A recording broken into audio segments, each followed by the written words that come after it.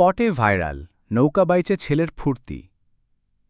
ইন্দোনেশিয়ার একটি ঐতিহ্যবাহী নৌকা বাইচ উৎসব পাচু জালুরে অংশ নেওয়া এই শিশু রায়ান হারকান দিখা, যার নাচ নেট দুনিয়ায় মুহূর্তেই ভাইরাল হয়ে গিয়েছে। ওই ভিডিওতে দেখা গেছে তিনি তার দলের তোগাক লোয়ান নৌকার সামনের প্রান্তে দাঁড়িয়ে প্রাণবন্ত নাচের মাধ্যমে মাঝিদের উৎসাহ দিচ্ছেন। ভাইরাল মুহূর্ত, অরা ফার্মিং ট্রেন্ড। ভিডিওতে রায়ান কালো ঐতিহ্যবাহী তেলুগ বেলাঙ্গা পোশাক ও মাথায় রায়ু স্টাইলের টুপি পরেছেন।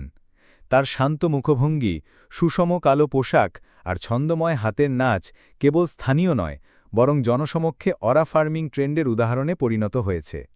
অরা ফার্মিং হল একটি স্ল্যাং শব্দ যা বোঝায় নিজেকে স্টিলিশ ও আত্মবিশ্বাসের সঙ্গে উপস্থাপন করার চেষ্টা, এক ধরনের ক্যারিশমা সরবরাহ করা।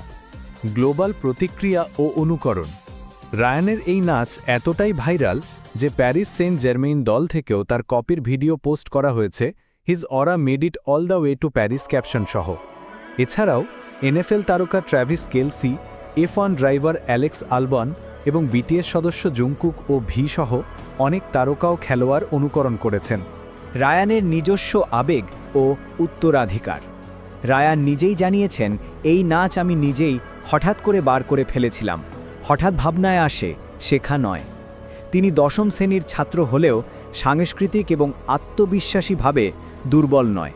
সাঁতারে পারদর্শী, নৌকো থেকে পড়ে পড়ার পর সে দ্রুত উঠতে পারে যেহেতু পাশে সবসময় উদ্ধার টিম থাকে বলে জানিয়েছে তার মা। সম্মান ও ভবিষ্যৎ। রায়ানকে রিয়াও প্রদেশের পর্যটন দূত হিসেবে ঘোষণা করা হয়েছে। গভর্নর তাকে শিক্ষাবৃত্তি ও সাংস্কৃতিক পুরস্কারও দিয়েছেন, প্রায় 20 মিলিয়ন রুপিয়া ব্র্যাকেটে টিলস $1200 সমতুল্য। সারসংক্ষেপ: ছোট বয়সে বিশ্বজয়। নাম ও বয়স: রায়ান আরকান দিখা, 11 বছর। কি করেছেন? নৌকার সাম্যের দোলায় স্পোর্টিং নাচ, আত্মবিশ্বাসী ও স্টাইলিশভাবে। কোথায় বিরত? ইন্দোনেশিয়ার পশুক জালুর উৎসবে। কেন ভাইরাল?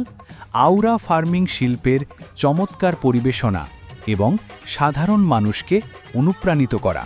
বিশ্বজুড়ে পরিচিতি: PSG, Travis Kelce, Alex Albon, BTS এর প্রতিকৃতি। স্বীকৃতি: রিও পর্যটন দূত, সরকারি বৃত্তি। স্বীকৃতি: রিও পর্যটন দূত, সরকারি বৃত্তি।